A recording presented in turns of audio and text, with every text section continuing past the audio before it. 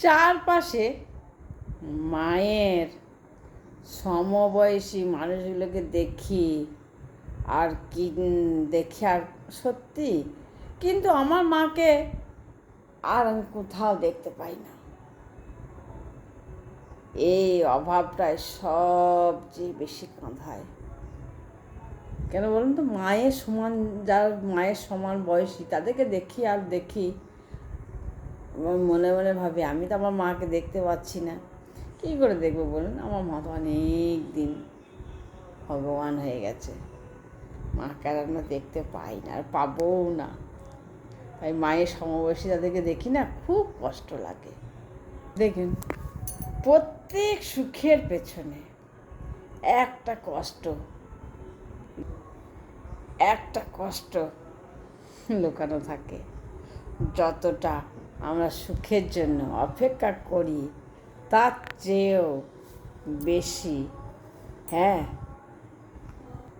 সময় কাটাতে হয় সেই কষ্টের সঙ্গেই। কখনো কখনো সুখ পেতে হলে কিছুটা তো হারাতে হয়। সুখের মূল পথ যতটা সোজা, তার দিক পাল্টাটাও ততটাই বাঁকা।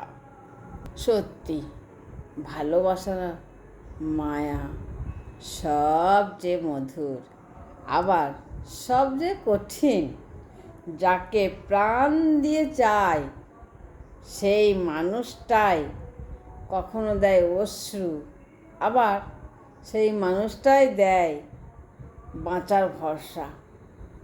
কত সহজে মানুষ জড়িয়ে ধরে, কিন্তু ভেতরে লুকিয়ে রাখে ছেড়ে যাওয়ার ইচ্ছা।